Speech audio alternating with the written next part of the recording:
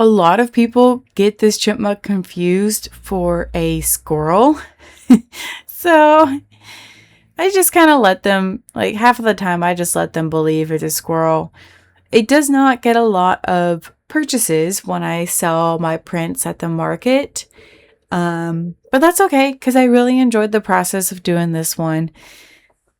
Yes, starting out with the eyes, you want to make sure you have room for the highlights. You can use a light blue color to blend the highlights in with the black there. And then with chipmunks, there is that stripe look around the eyes. That's really like the key indicator between a chipmunk and a squirrel. So I'm emphasizing that using, I think it's like a Van Dyke brown color pencil.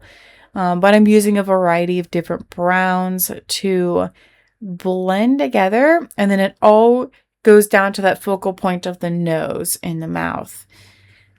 And then I'm using a little bit of a light, like red, a burnt sepia color. And then I used some green, which is just a raw umber color. But there's quite a bit of some of that earthy green in there. And I just really think it makes this portrait look so interesting. I add green to almost all of my portraits, and I just think it really makes or breaks the portrait overall. I don't know why exactly. I might have to investigate in that. I'm sure there's some sort of color theory thing that's going on that does that. But this portrait here, the chipmunk is biting its tail. And I just thought it was such a cute little reference image that I really wanted to draw it and just see if people liked it or not. People like it, but they just don't want to buy it. So I don't know. I don't know why. It's probably just because people aren't as into chipmunks as I thought. But these little hands here, there's a lot going on there.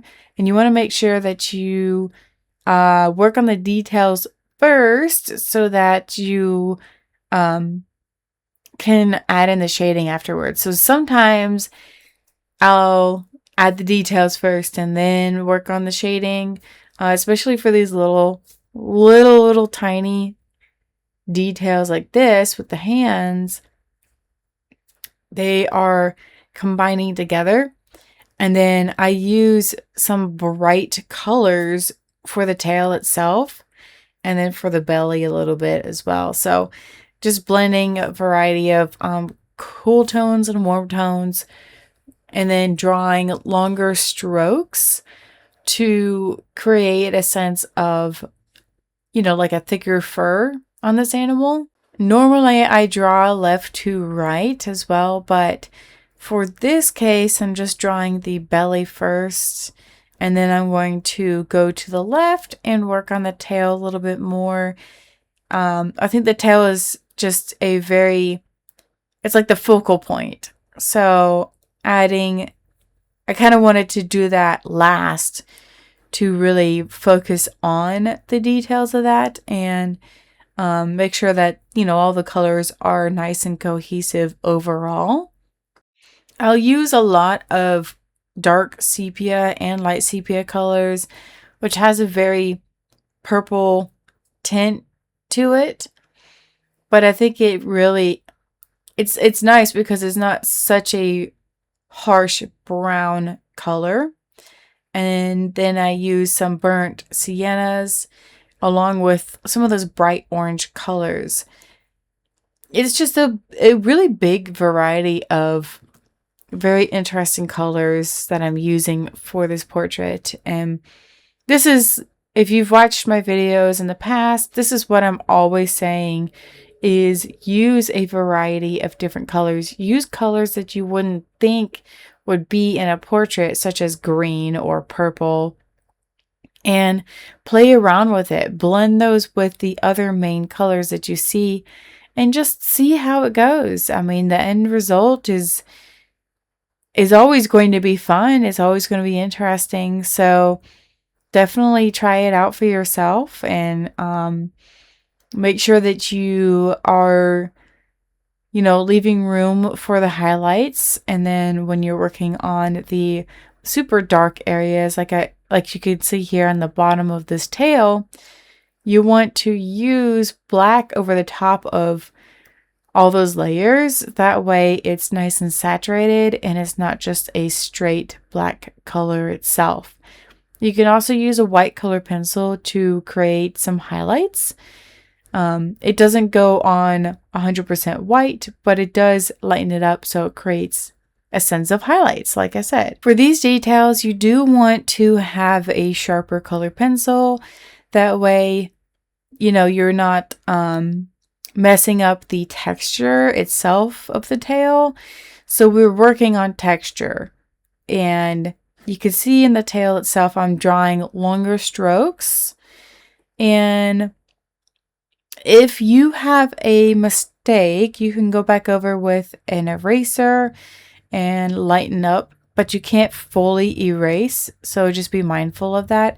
I definitely made a couple of mistakes in this tail, and I really wanted to emphasize that crazy, like, vibrant fire. It kind of looks like a fire happening with the reds and the orange.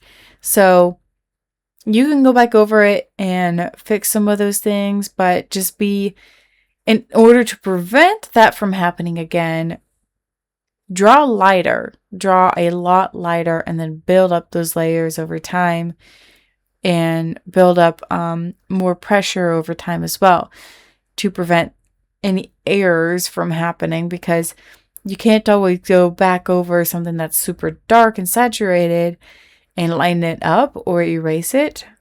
So just keep that in mind. It also ruins the paper, so you can't necessarily fix any mistakes if you've already ruined the paper. And if you're wondering what materials I'm using, you can click the link below. It's in my ebook.